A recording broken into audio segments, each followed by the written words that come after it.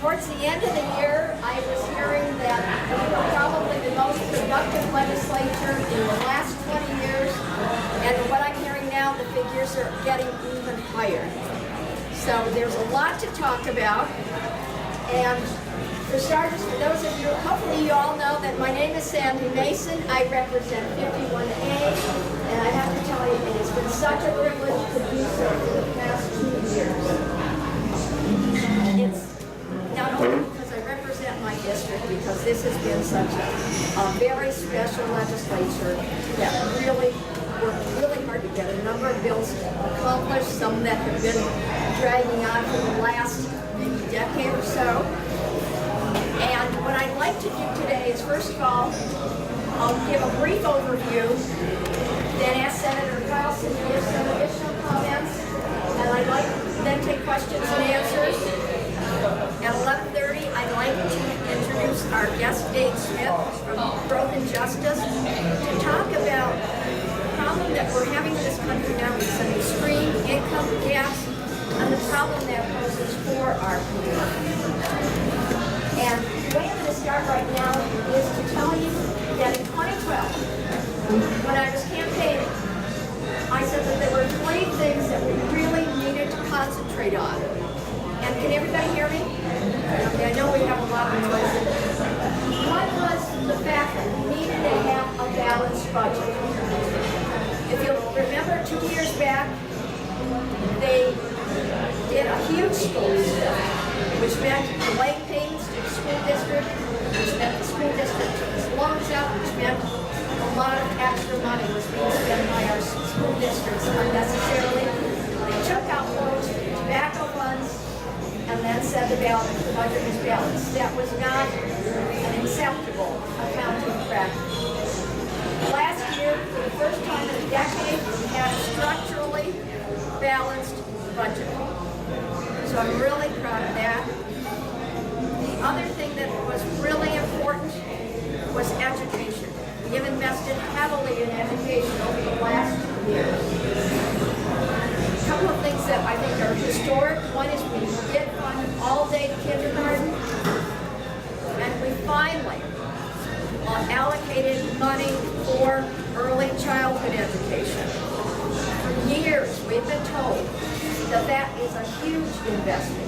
That is documented. For every dollar spent on early childhood education, you get $12 to $16 in benefit. So we started on that. And at the college level of higher ed, we know that the tuitions have been going up and up. Part of the money that was given to MITSU and U of M last year was based on the fact that they could not raise tuition for 2 years. So those are some significant steps. And then the other thing had to do with jobs. And we are still looking for more jobs in Minnesota, but we are certainly in a very good position at this point. In most lists, you will see Minnesota is now among the top 10. Of course, I think we just went from 4th to 3rd as far as creating jobs and having a livable community. So I think we're really proud of that as well. And in addition to expand economic opportunities to everybody, this past year we passed the minimum wage. And I know that there are people here that are going to call me on the fact that that's not a living wage. I know that. But it is a start to at least a bottom line for people that are trying to make a living. So that was important. It's a stage increase. The other thing is the Women's Economic Security Act. For those of you paying attention to the figures, women are still making much less than their male counterparts. So the attempt this year to try to rectify some of that. There were a number of bills, and I did have one of the bills in there that made up the gap, and that one I took particular pride in because it's something that has, I get upset every time I have to sign a statement like this.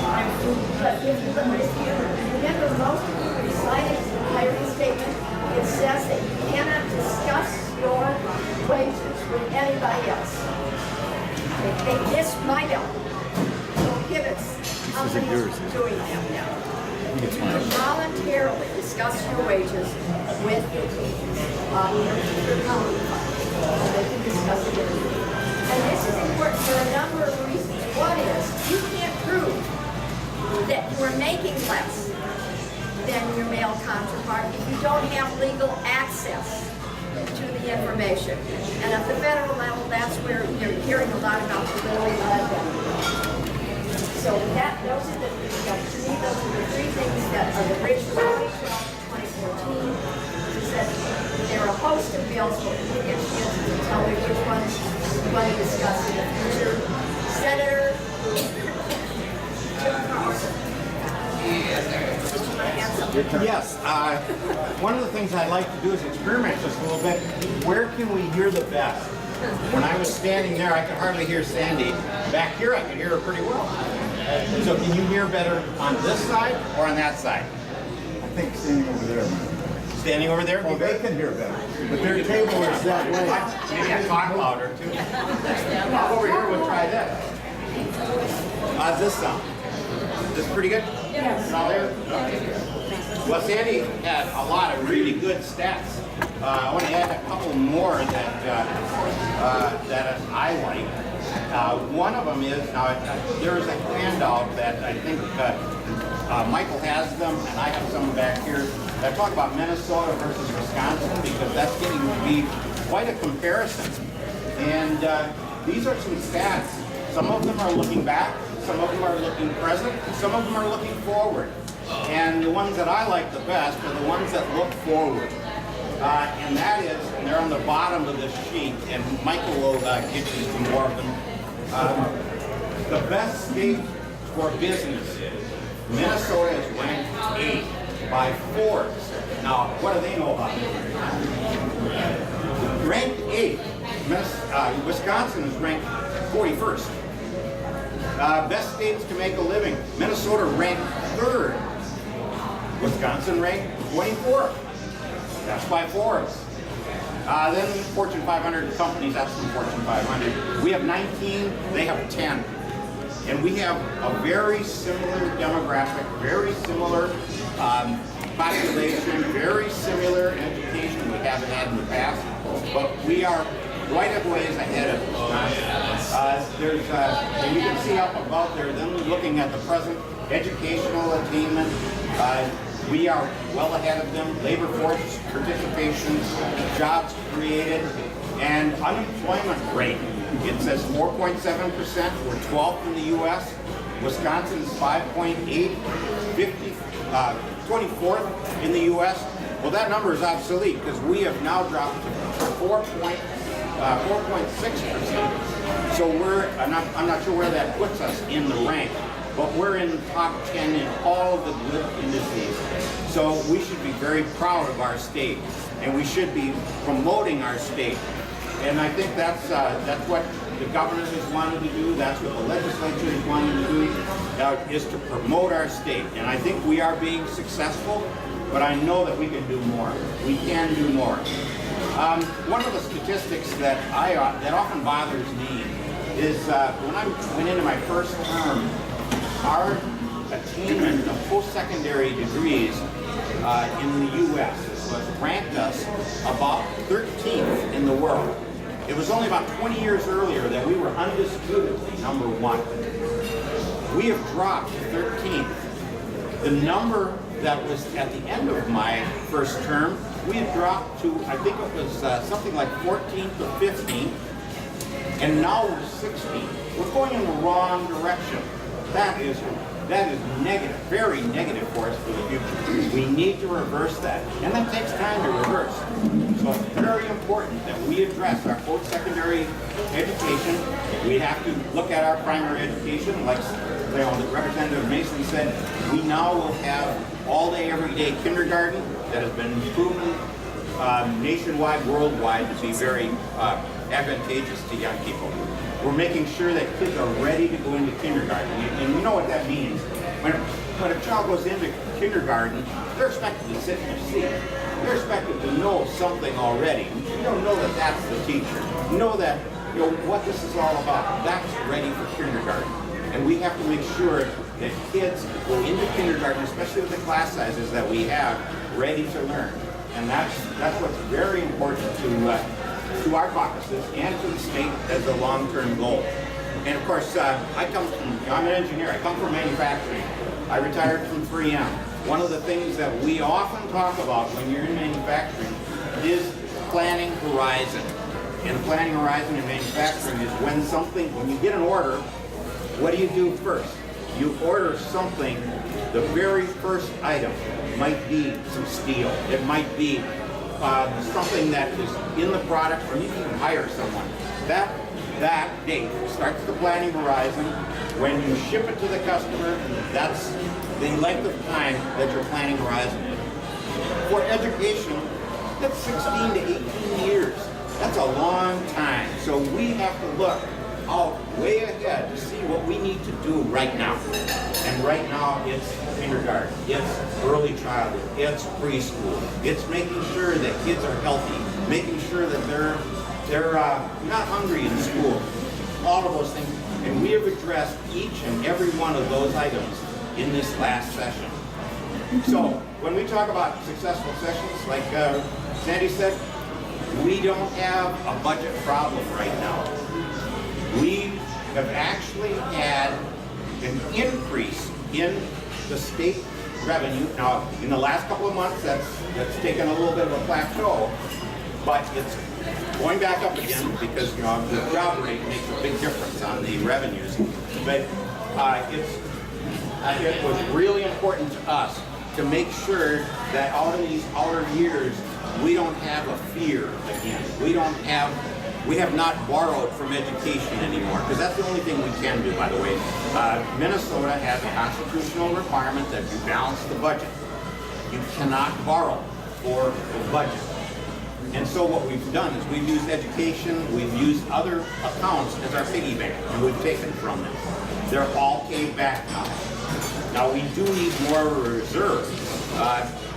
Now, we have, and I want to make sure that everybody knows who's here, we have someone that is very prominent in the next question I want to ask, and that's Mr. Dan McElroy, who used to be the mayor of Burnsville. He was a representative from here. He was also Department of Revenue Commissioner, right? Finance. Finance, okay. What is our policy on reserve in Minnesota? Well, the reserve was at zero on January 1st, 2003. Got built back up in 3, 4, 5 to about $1 billion. Stayed there until this session, when I believe the decision was made to put $150 million into the reserve. It's a combination of a cash flow account and reserve. Recommendation from the National Association of State Budget Officers would have a reserve around $3 billion. Well, that's my recollection, Jim. Yeah. It's hard to justify, even in good times, putting a lot of money in the state bank account, that it prevents the kind of instability that we've had. You can take credit, and so can the previous legislator. This shift, we've done 4 shifts in Minnesota's history. 1981, it was invented.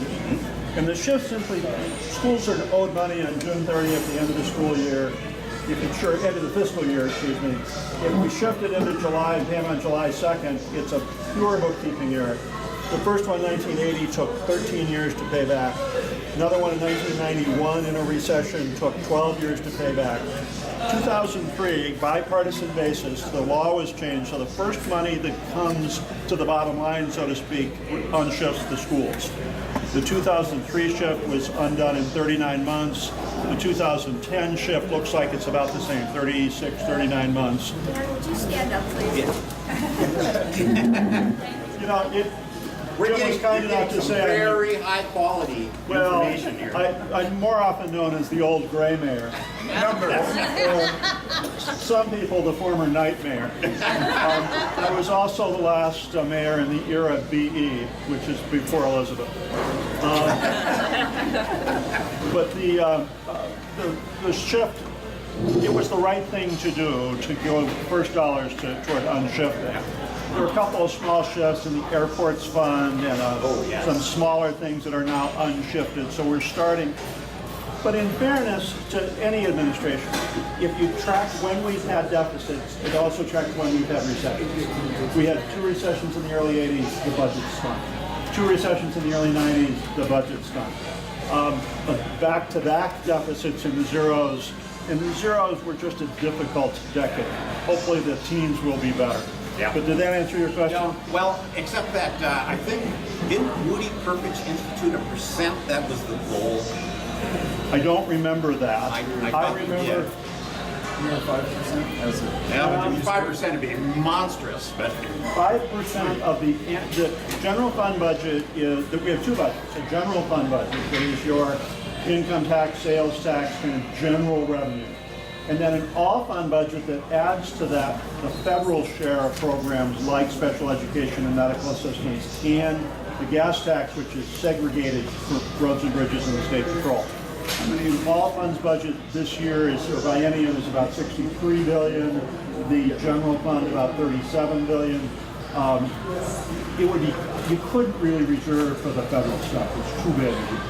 If you took 5% of 1 year of 18 billion,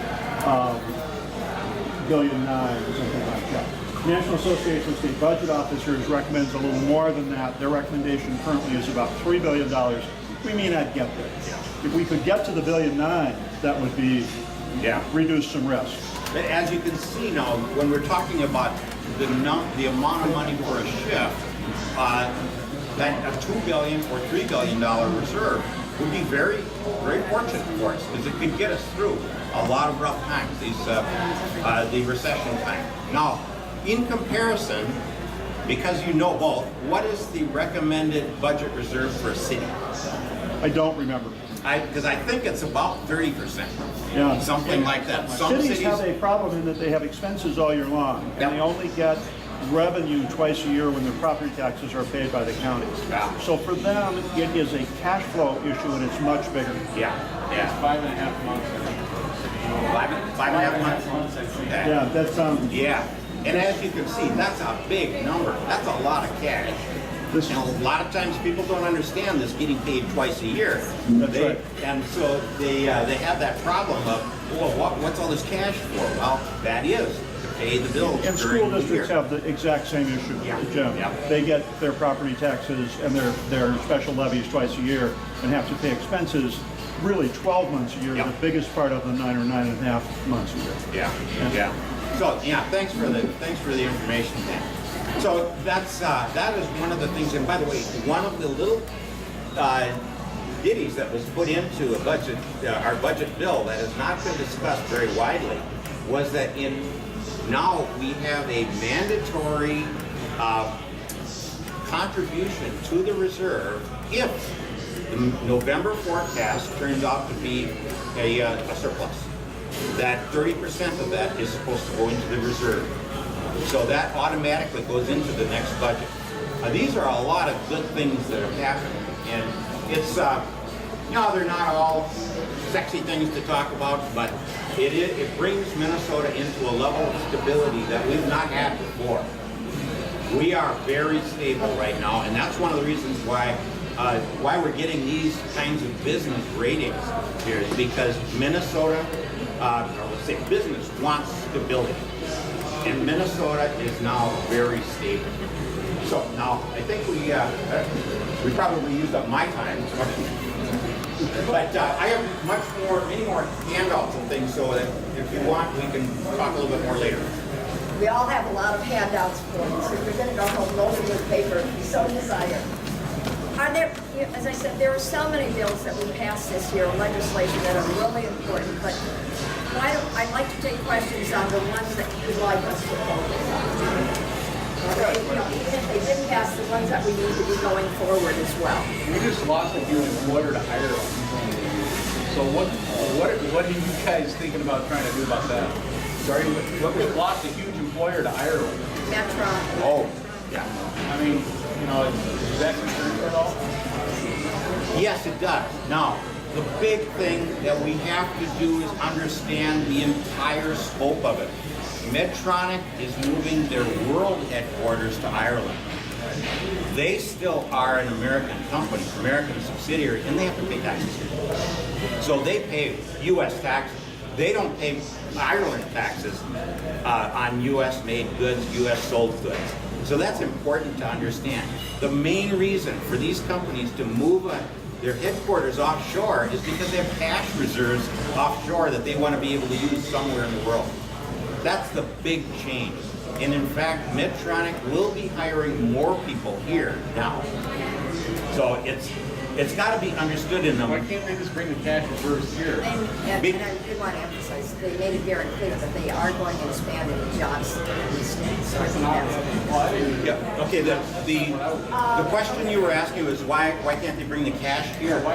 That's profit, and to do a dividend to their parent company, they have to pay taxes on that because that's profit.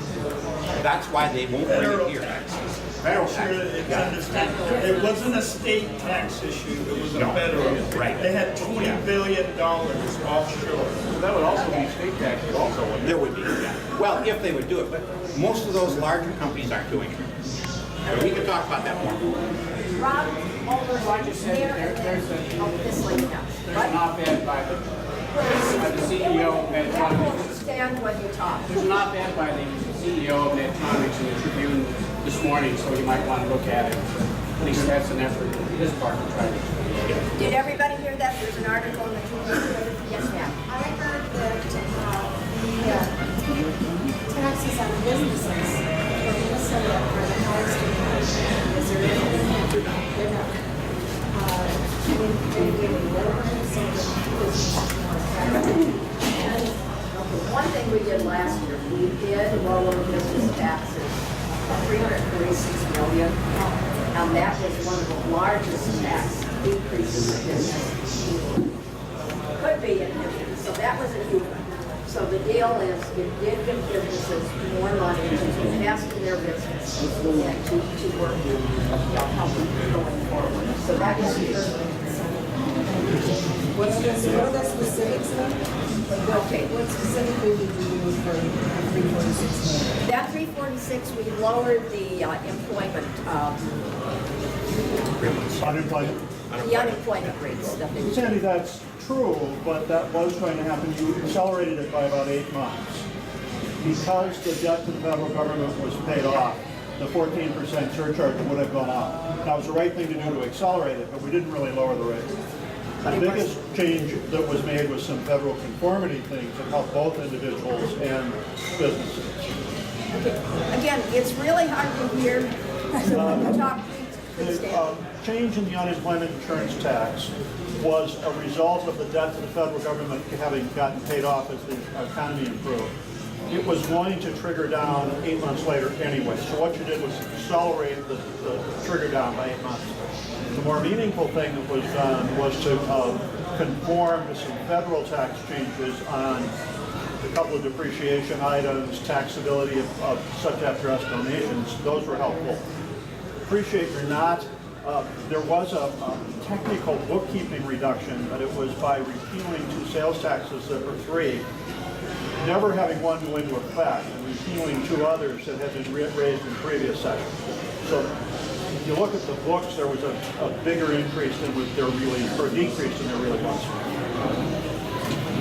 Yes, sir. And you have with the bonanza, the oil bonanza. Can you stand up so everybody can hear you? That's hard. And yell real loud. With the oil bonanza going on in North Dakota right now, and with the close proximity to Minnesota, what's going to be the impact on Minnesota in the future? Are we going to start losing jobs to them because of the tax base there? Are we going to have companies coming in to kind of into this area to support that area? Or what's down the road in the oil business, North Dakota oil business? That's a really good question, and everybody heard about one thing, because I used to serve on a committee that dealt with venture capital. And sometimes they would say it's really hard to get people to move to Minnesota because if you're not from Minnesota, all people think about is the frozen winters that we have. But on the other hand, when people do come to Minnesota, they're very reluctant to leave because of the quality of life that we have. at this point, I would say it would be really difficult to say that North Dakota has the quality of life that we have here. So I guess right now I see a lot of people that are going to work, come back, etc. So I think we're going to have to wait to see how that plays out. I'm on the transportation committee. We are really concerned about the railroads coming back and forth. That is a issue that we should be addressing as well. So there are a lot of issues that I believe are not official to the future, but we still need to be addressing the situation and how we're going to deal with that. Is North Dakota going to be able to offer better tax base because of the oil industry is that going to attract companies from all over there instead of here? And I guess the point I was making is businesses don't go to a place strictly for the tax rate. In most cases, they are looking for a more holistic setting. They need quality of life for their employees, etc. And I would say that it's going to take North Dakota a while to accomplish what we have here. Yes, sir. Sandy, this is for you specifically. You voted to increase the tax by over $2 billion. Third of that.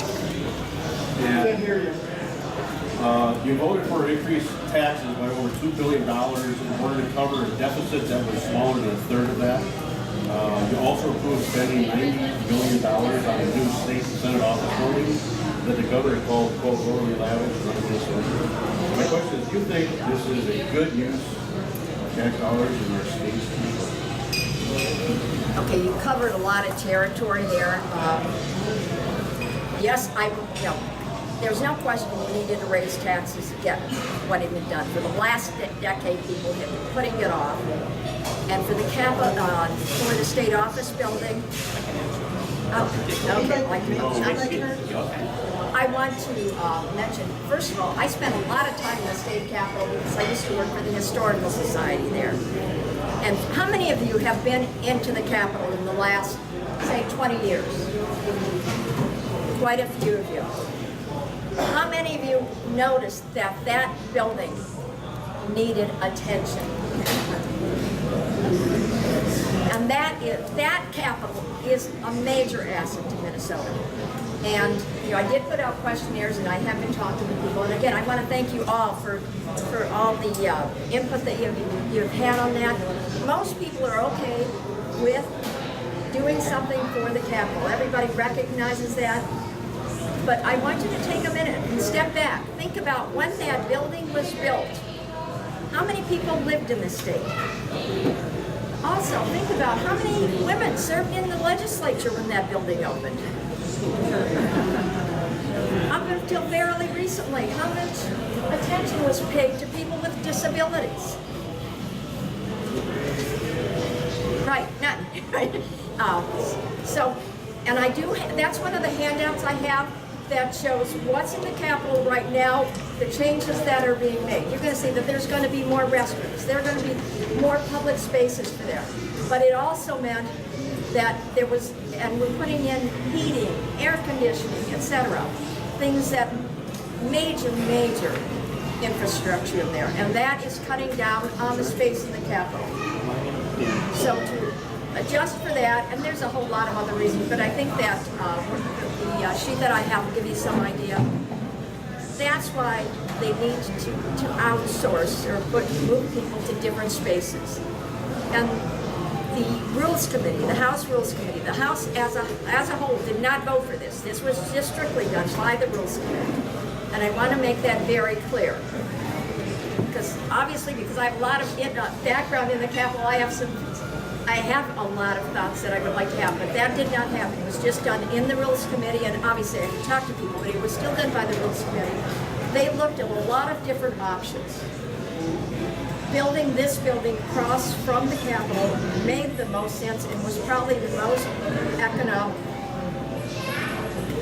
And I know somebody had said, there's lots of spaces in St. Paul.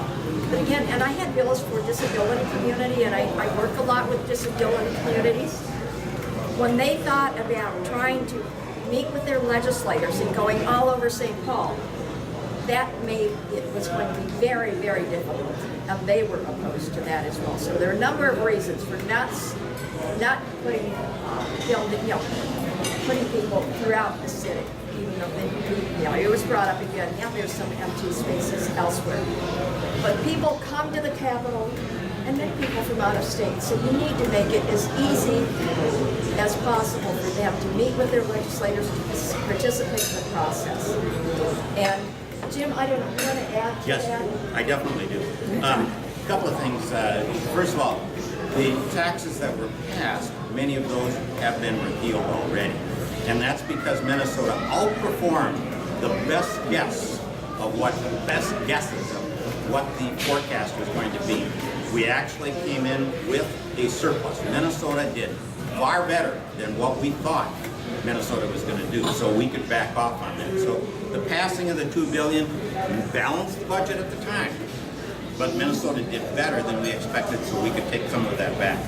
And also, what we did is, again, we invested a lot more in education. We invested a lot more in health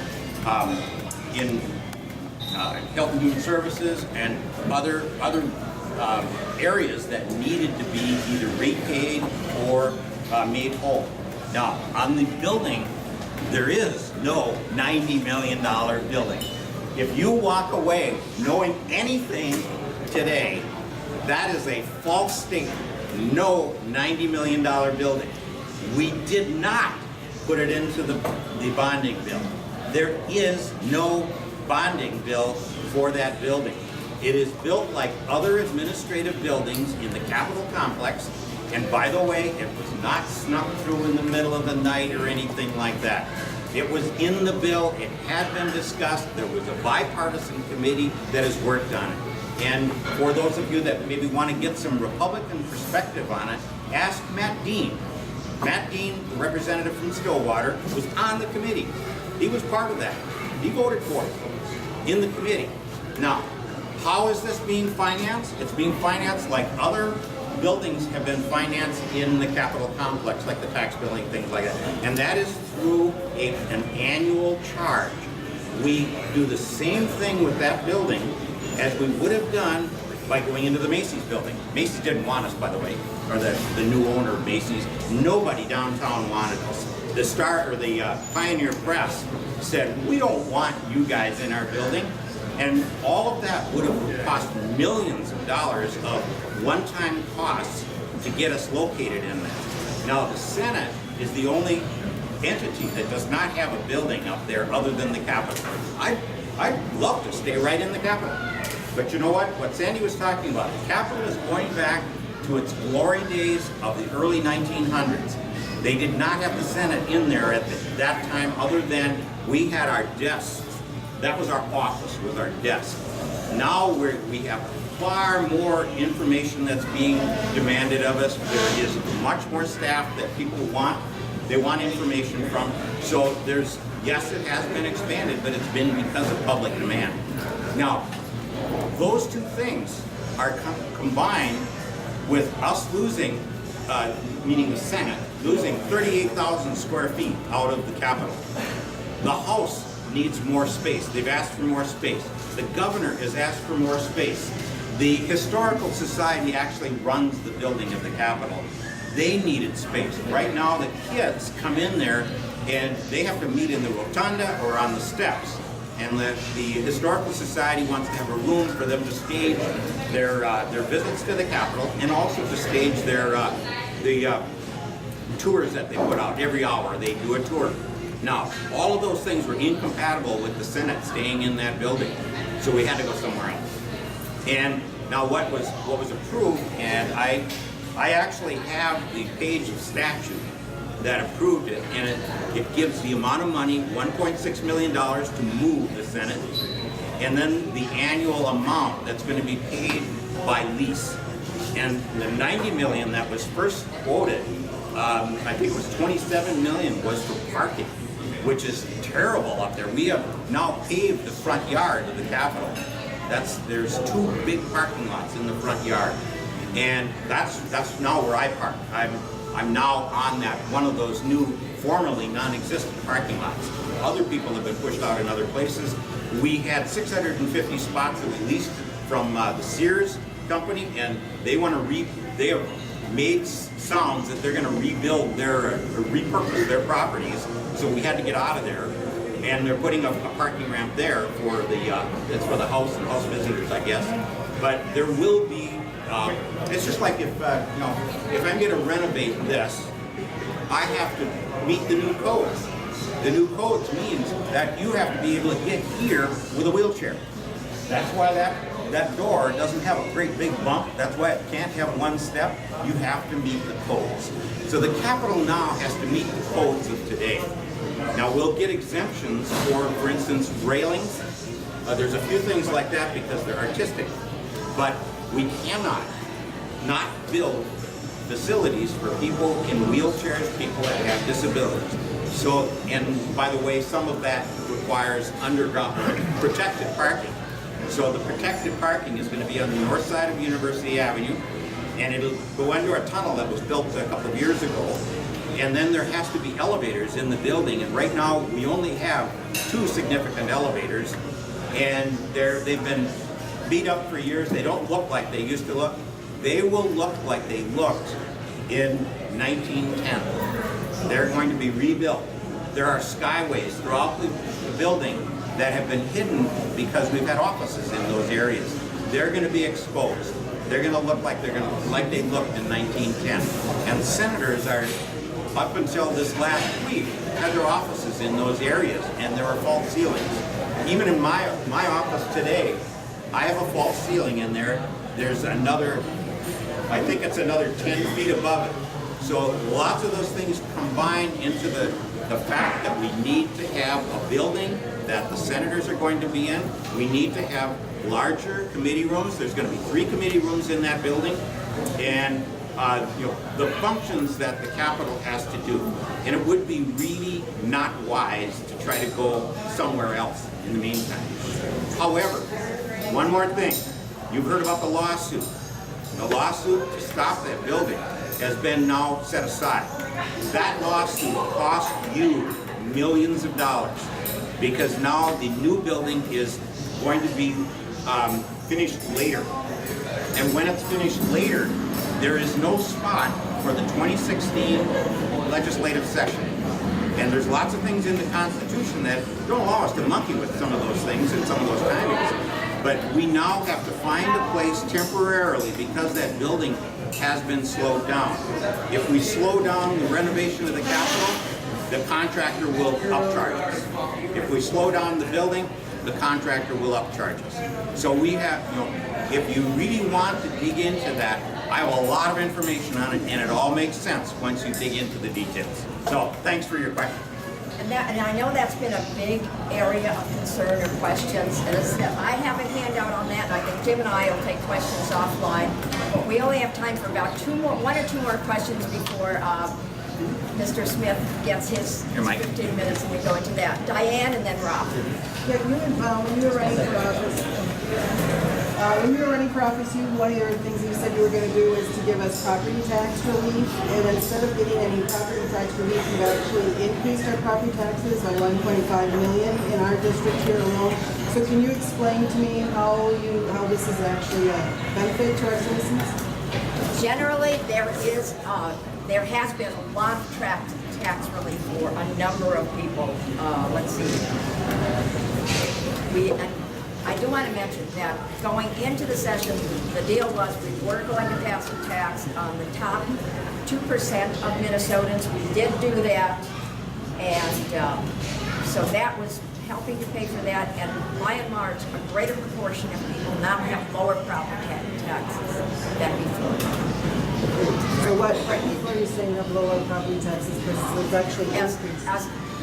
There may be certain pockets, if people are in the higher ranges, that might be it. But otherwise, overall, throughout the state, there are lower property taxes. In our district, not out of the state, in our district, how have you lowered property taxes in our district? I think you will find that there is a, might be the data I have shows that they're The refunds are reinstated. That's how they come over. Yeah. There have been a number of programs that we've had that will reduce Yep. tax relief. Rob, and then I think it's My biggest concern is somewhat an umbrella, I think, for everything that people are talking about, and that's climate change. I have a lake in my front yard as a result of the highest rainfall that we've experienced in a long, long time. It just cost me $60 to go out to try to prevent mosquitoes. And a huge lake, I've never had it before. I just came back from China, I've been in Beijing a few times, and have seen what is happening in that country where people are wearing masks. And I want to know about what kind of state policies and how you can maybe influence some federal policies, because if we don't address some of those issues, we're going to be spending a lot of money filling in lakes and repairing tornadoes and doing all kinds of things that are going to take up a lot more money than any of the stuff that we're talking about right now. So, Jim, you talked about having vision. I hope that the legislature has some vision about what's going to happen in this state in the next 20 years or 40 years so that we have jobs and that we have health. okay. You want to yes, to a specific question then? Yeah. Well, one of the things is we're working on more renewable energy. Renewable energy is important to our future. We have now reached the 350 parts per million carbon dioxide, which we've never had before. And that is going to be a problem. There's a certain portion of the climate change that we cannot reverse anymore. We're at the point where now we're in salvage mode of our future. And renewable energy is very important, or low emissions energy. Now, as some of you maybe are not going to like the next statement I make, but I'm in favor of nuclear energy, because nuclear energy, we have a uranium energy, but we also have thorium. If you want to look that up, just Google thorium reactors, and you'll find some very good information on a different kind of nuclear energy.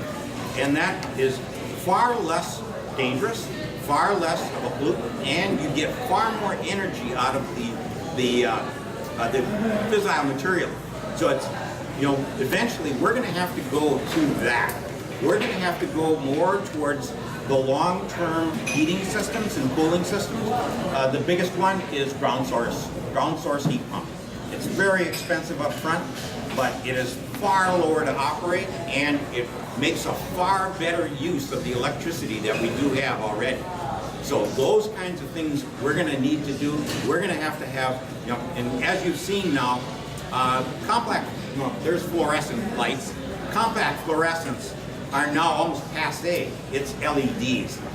When you're driving along and you see somebody that has these really bright corner lights on their new BMW and Honda or Acura, all those are LEDs, and they're very efficient. They use about 10 to 15% of what an incandescent light uses, and that's important even for automobiles. But it's far more important for lights in parking ramps, lights that are on all the time, lights that are lighting streets, Christmas lights. All of those, it's far more important to go to the low energy use lights. And what we need to do is make sure that we publicize that we give incentives for that, because we have already, in Minnesota, because of something called the conservation improvement amount that you pay in all of your electric bills, and you get back when you go buy a compact fluorescent, either by a discount at Home Depot or some kind of a card that comes in your bill. We have already avoided one generating plant, and that's very important for us. We don't want to build generating plants that we have to still continue to feed in coal and belch out a lot of pollutants, or build a nuclear plant that we have to find a safe storage for the fuel, the spent fuel. So that's some of the things that I'm interested in. One quick comment. Years ago, I used to belong to League of Women Voters, and we were doing a study on water.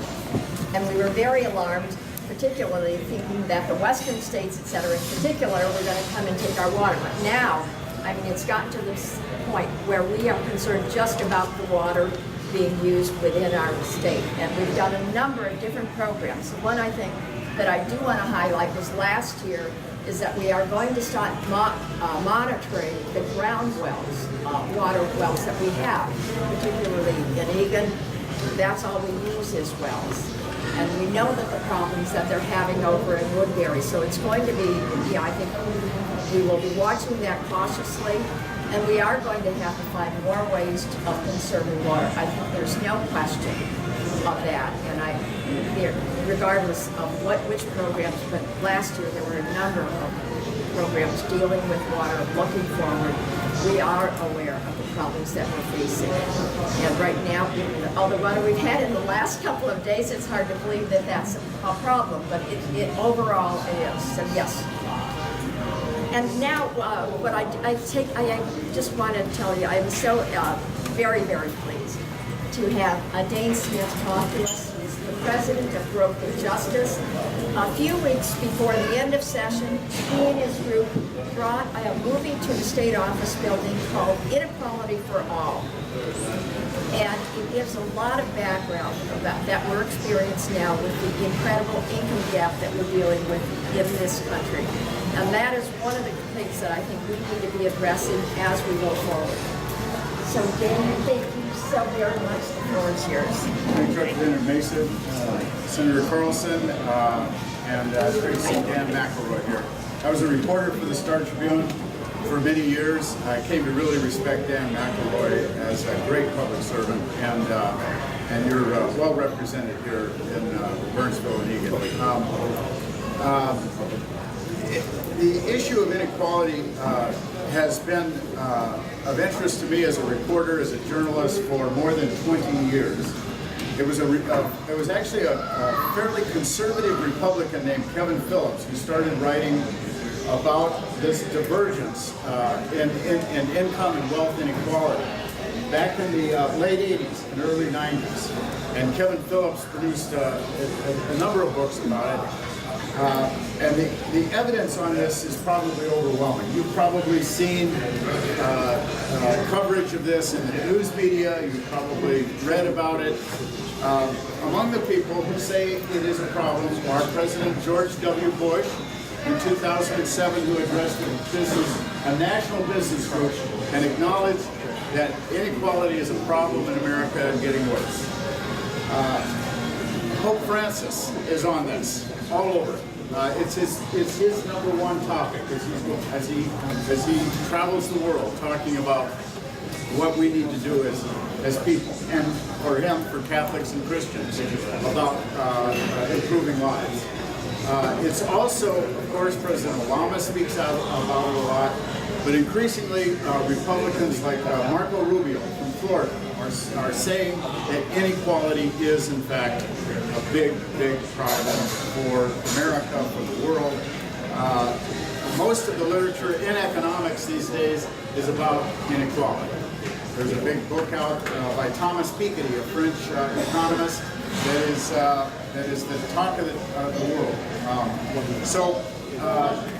Inequality in Minnesota is something that Growth and Justice is interested in. Growth and Justice is interested in expanding prosperity. That's our mission. We're a nonpartisan group, and we're founded about 12 years ago around the idea that reducing inequality and improving social justice, that doing that will actually be good for business. This is sort of a fundamental thing in Minnesota. Minnesota has always been a communitarian state.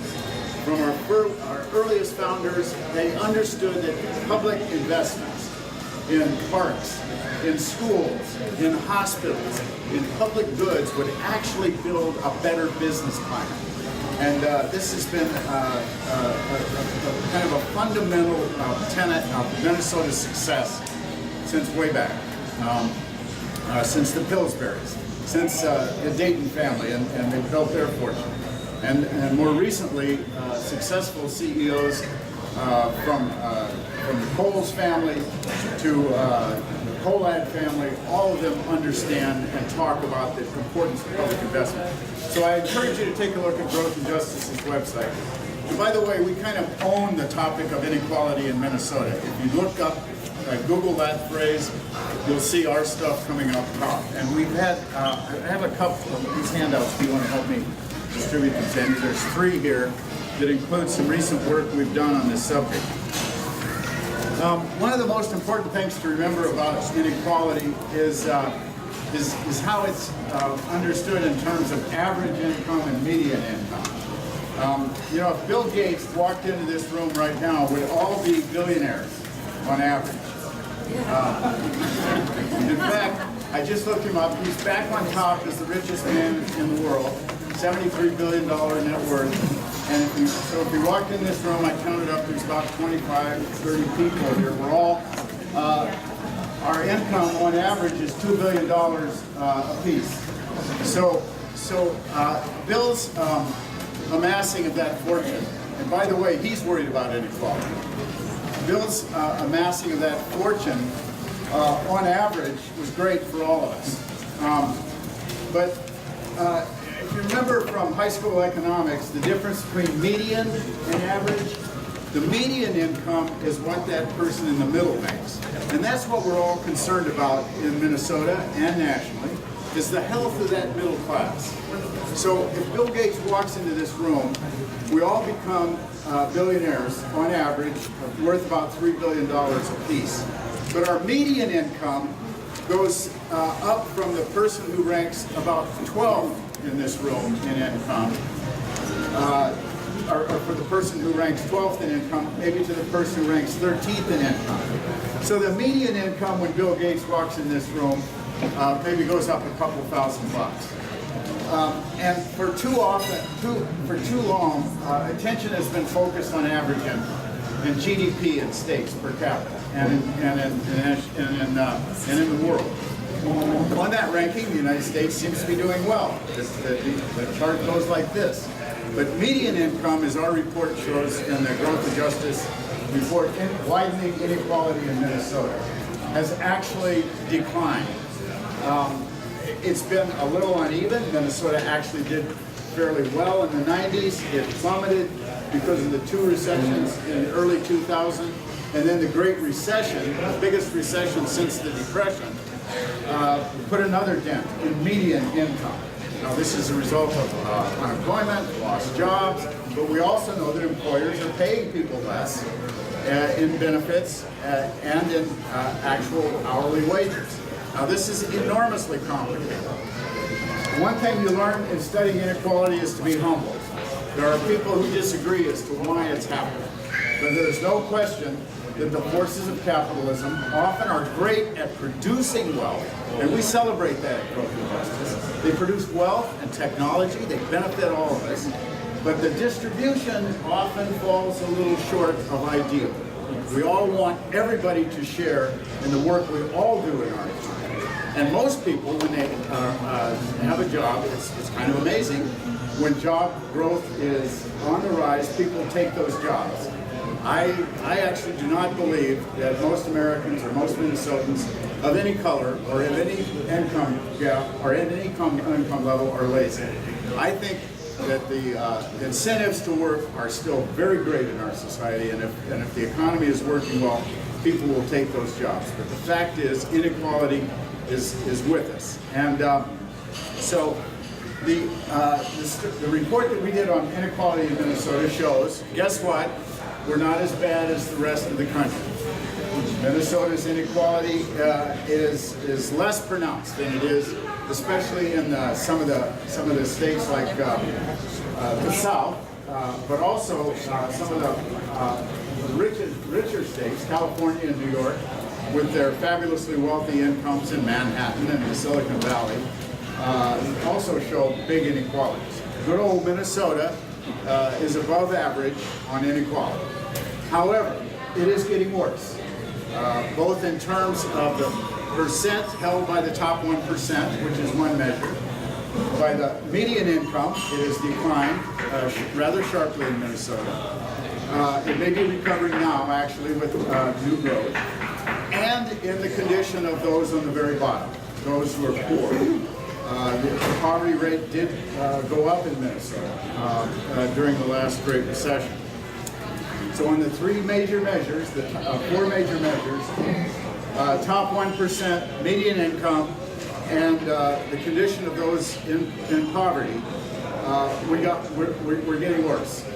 We think that inequality has to be the context for everything we do in public policy, for everything we do in politics, which is related to public policy. And we're glad to see that everybody is concerned about this, including Minnesota's most successful people. You see concerns about income inequality, and on top of that, racial inequality rising higher all the time among business leaders and among the more responsible civic leaders in Minnesota. So that's good. I wanted to point your attention to one of the op-eds that I passed out. It's about this Inequality for All movie that we showed at the Capitol. It was, the narrator was Robert Reich, former labor secretary, who also is very respectful of the private sector. And one of his featured performers was a guy named Nick Hanauer, multi-billionaire, Amazon investor, and he's talking about how successful he's been and how he's proud of that. His company makes pillows, I think. And he talks about how the accumulation of wealth at the top doesn't really help the economy. That he can only buy so many pillows. And that the economy really is driven by demand, by aggregate demand. And unless those in the middle are doing better, they're not going to be buying stuff. Moreover, unless their children are well educated and building all the time and the skills they need for an increasingly complicated economy, business is not going to have the workers it needs. So this builds the case for some common sense public investment around reducing inequality.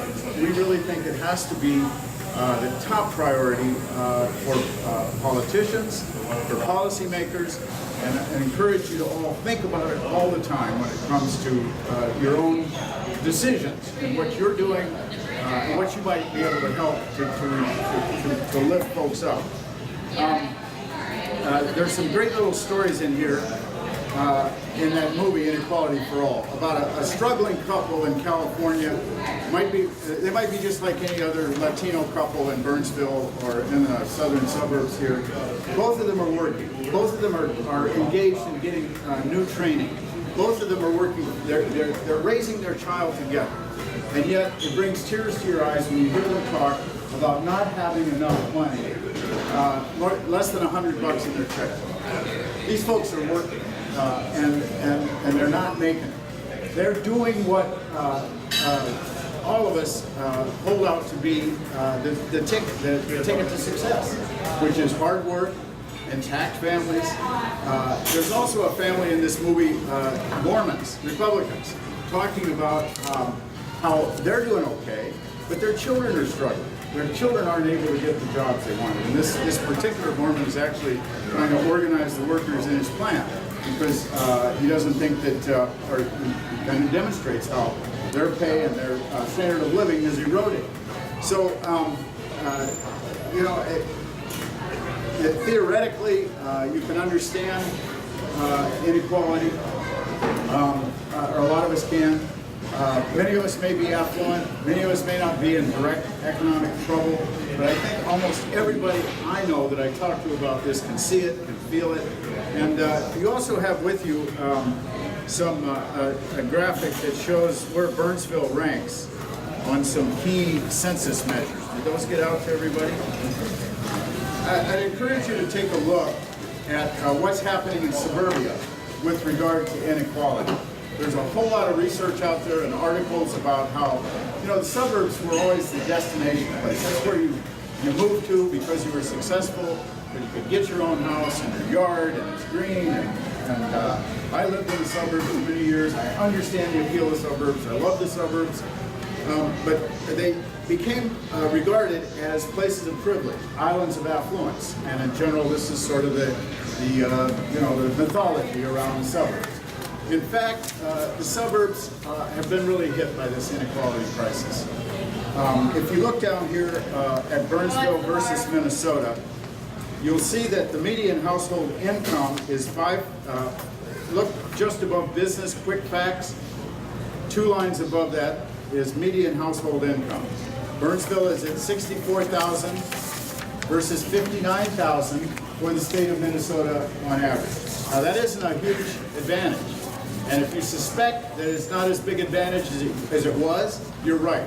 If you look at the census figures for 1999, that gap between the rest of the state and Burnsville was $10,000. So Burnsville is experiencing this economic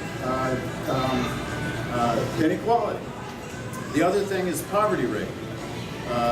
The persons below poverty in Burnsville is 8.7. That's about 2 percentage points better than the rest of the state. Again, a little more affluent, doing a little better. But if you go back to 1999, 2000, that poverty rate was around 5%. So I really would encourage you to take a look if you're really serious into the wonkery about suburbs and prosperity and how they're doing, into a Brookings Institution report that talks about spreading inequality, poverty in the suburbs, especially in the inner ring suburbs. That's been true for some years, but it's spreading out. And actually, because this last depression, recession, was so focused on the housing bubble bursting, we're seeing a lot of the exurbs really suffering from mortgages that are underwater, and some of the worst situations are in the areas that have grown most recently the fastest. Northern Anoka County, some of the outer reaches of what we call exurbia. So the question is, what do we do about it? And there are obviously no end of things that we can do. We think that the legislature did some things that are going to help. In fact, we wrote a blog recently for the Phillips Family Foundation, and by the way, all of our philanthropic foundations, which are financed by money from wealthy people, believe that we ought to address this. We did a blog that suggested that the last session probably did more to reduce inequality in Minnesota than any 2-year session in 40 years, probably since the 1970s. And you get there with 2 big pieces. One, we restored higher income tax rates that had been cut a decade earlier on the very top incomes. We can debate about whether that should have come down a little bit to other incomes as well, or whether we picked on the wealthy too much. But nevertheless, that returns roughly $500 million into public investment. And almost everything that government does has the effect of reducing inequality. So that's one piece. The other one is the minimum wage increase. It puts about $400–500 million a year into the pockets of people at the very bottom, the 325,000 whose wages fell anywhere between that range of where it was and the new 950 level.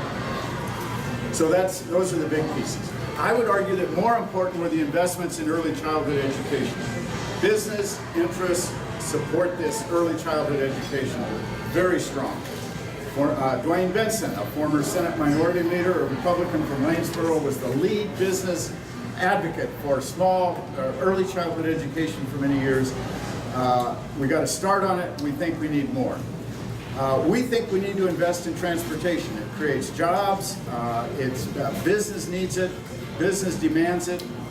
Business lobby led the fight for revenue increase for transportation in 2008. Even overrode a veto by a governor. Again, the business lobby was strong behind that.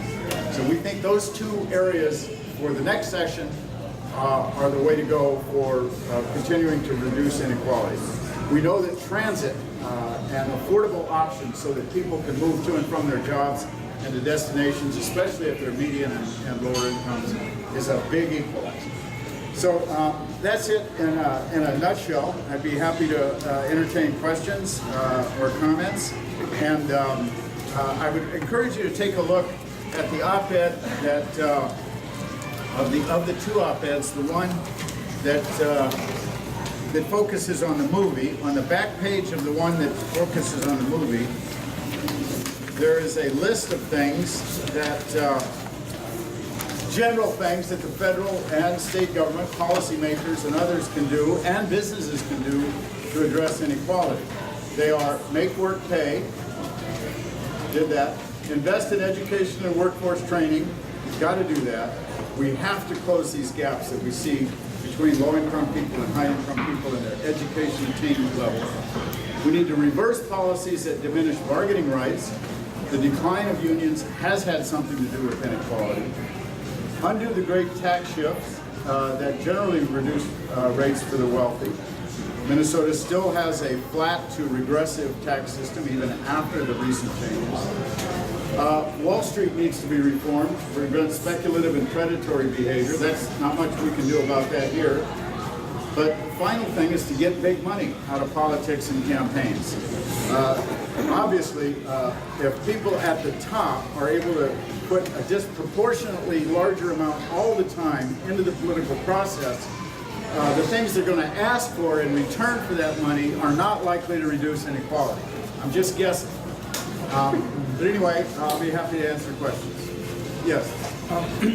You said the median income has dropped on both these times. It's all around recession. So isn't this really more of just a reaction to market force things where the labor pool is increasing, so now the employers aren't required to pay as much to attract labor? So I'm in the printing industry, and I know that for a fact that this industry is half of what it was 20 years ago. Right. Technology, the fact that we're not printing as much anymore. I mean, you've got menus at Wendy's on TV screens. You know, all this stuff has changed. The world is changing. Absolutely. And a lot of this, I think, is just market force stuff. And if you're not, I understand the retraining part, but if we can't stabilize the labor pool and keep it constant for 5 or 10 years to let it reach a median again, I mean, with all the kids that are coming up and all that, just the amount of people that enter the labor force every year, there's no way we can generate this many jobs. We've got a problem with this. Well, there's others who look at the retirement of the baby boomers and see, well, actually, think we'll have a labor shortage. Well, I don't think the baby boomers are going to be retiring. Not too many. Well, I have a funny feeling you're going to find a lot of them working. Well, they are working longer, and you raised some good questions. And I think I said right at the outset that this is enormously complex. The disruption caused by technology and the globalization of markets, the fact that our labor is competing with Chinese labor and Indian labor, just the labor in the country. I mean, we keep bringing people in. You're talking about reducing immigration?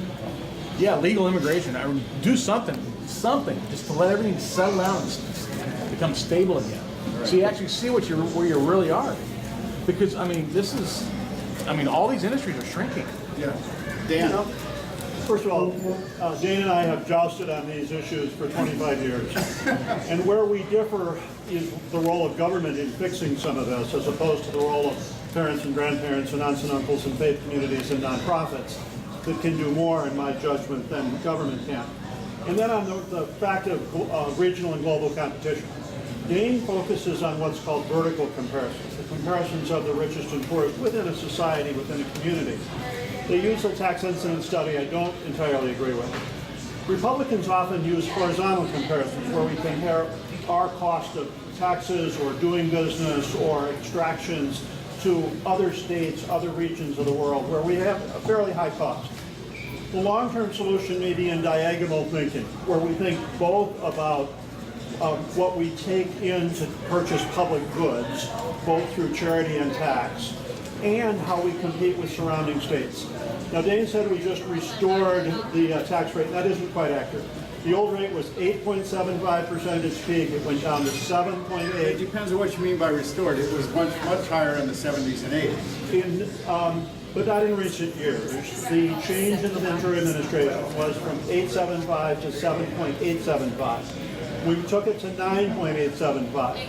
It is the 5th highest nationally, but by far the highest in the Midwest. If you're interested in the impact of that, the Center for Wealth and Philanthropy at Boston College did a study of the impact in the state of New Jersey of their super rate. And families in New Jersey with $85 billion in net worth moved out of New Jersey in the first 5 years of the super rate. Another state that had a super rate was Montana. They left it in place for 4 years, repealed it by referendum because of the impact on new company formation and entrepreneurial migration. So super rates have an impact. It may have a less impact here because we do have a very high quality of life compared to surrounding states. We have a fairly high pool factor, and we're blessed with a lot of foundation income. Now, one of the problems with the median or with the distribution index that the governor and Dane quote is it only counts as a contribution of public good what you pay in taxes, not what's made in charitable contribution. The average family in the top decile contributes $131,000 to charity according to their tax returns. If you add that back to make both public and private contribution, then our system is actually incredibly fair, but they get to decide where it goes, not the government. Well, there are a whole lot of people who disagree with the New Jersey study. There are other studies that show a negligible impact from high income tax rates. And moreover, I also would challenge this notion that the top 1% are contributing more as a percentage of their income than before. I really think the overwhelming evidence is that they're better off and they are richer and wealthier in comparison to the 99%. I think that's true, but it's also not unreasonable to count their charitable contributions in addition to their taxes. Both of them help the community. I would acknowledge that, yes. I saw the movie, and it's a fabulous movie. I would suggest you all see it. It's got some really I saw the movie Inequality for All a few months ago. It's a really good movie. I would highly suggest you all see it. He's got some very good information in it. And regardless of the fact that the top 1% are paying $132,000 a year compared to what they're making, okay, whatever it is. 10%. Okay.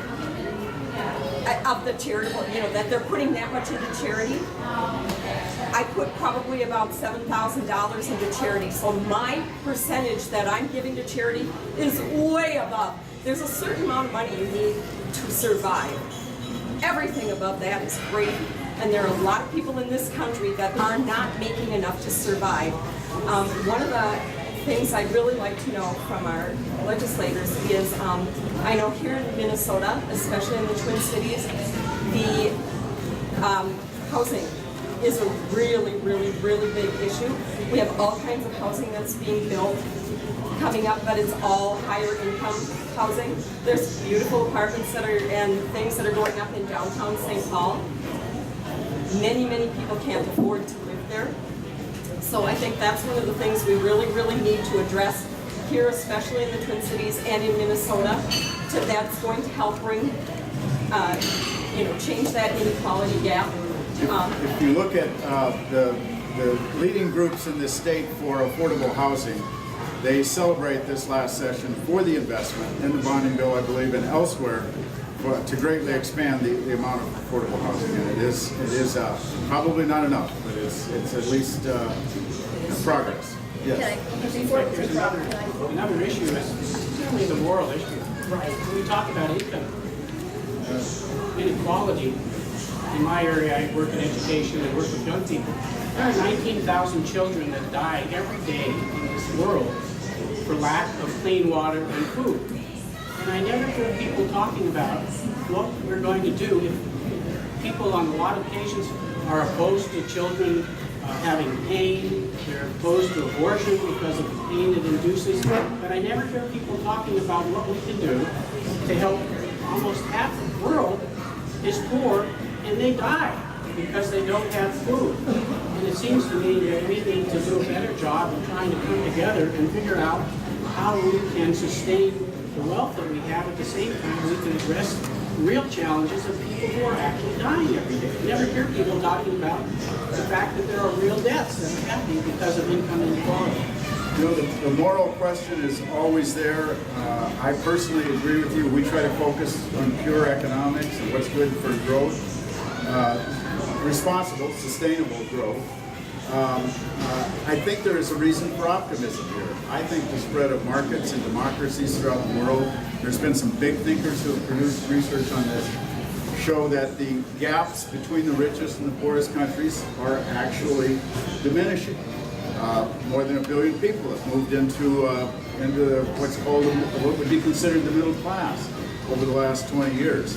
So I think the world, I'm an optimist about the future of the world in terms of solving these problems.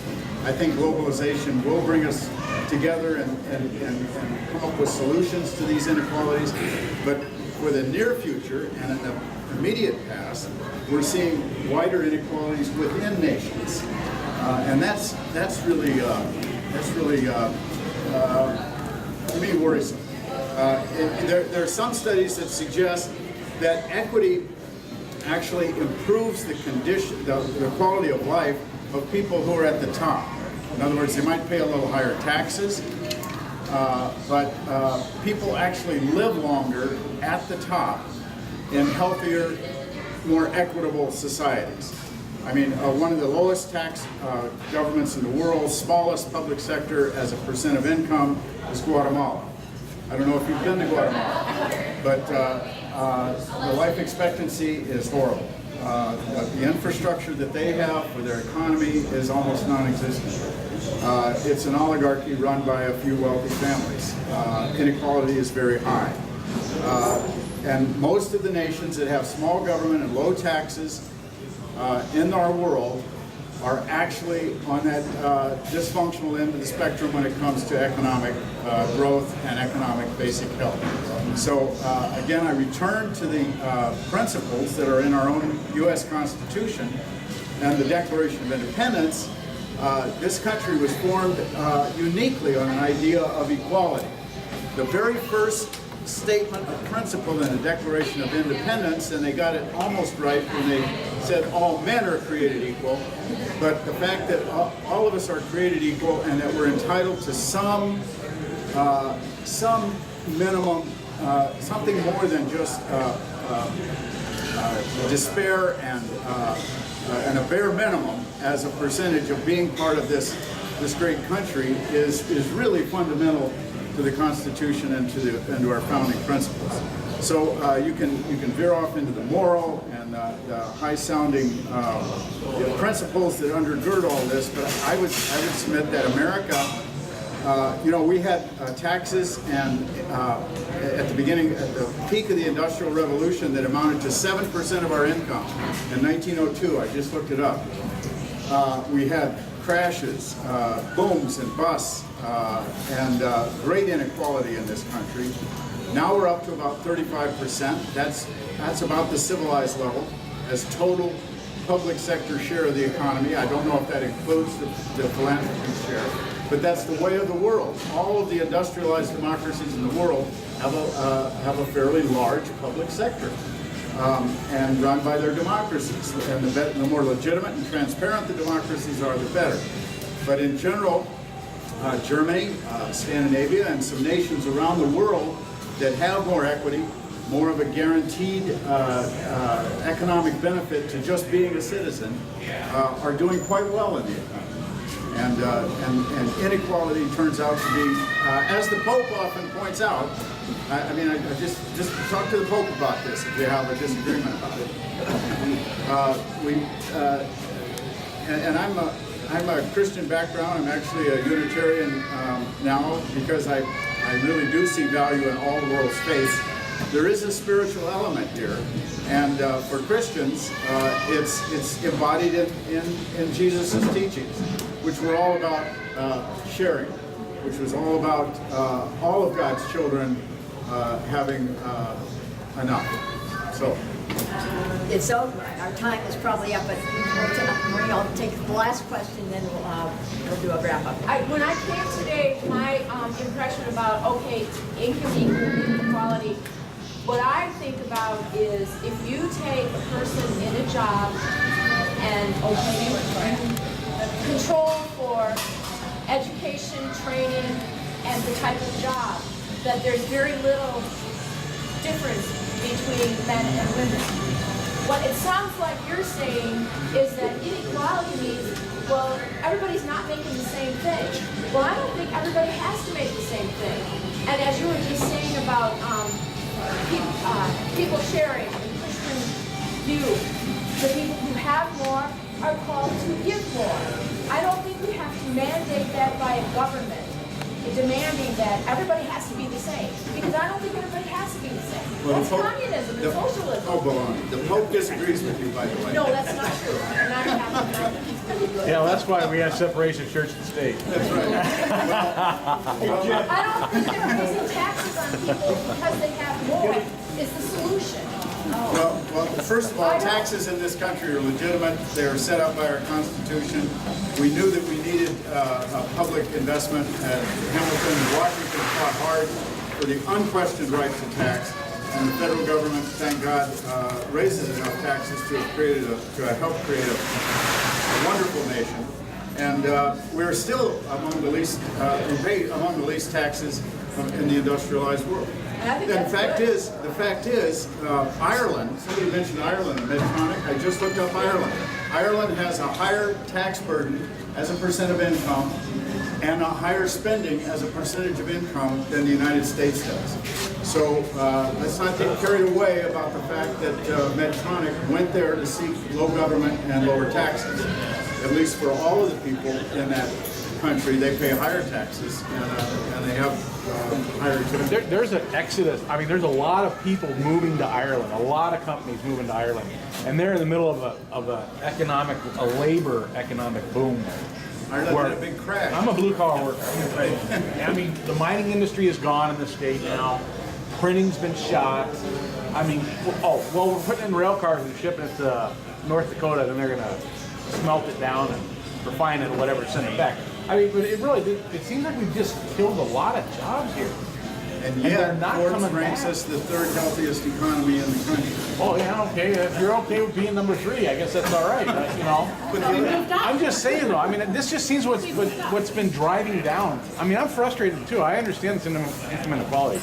But like I said, I'm a blue collar worker, and I've seen my wages are actually going down over the last 12 years. But there's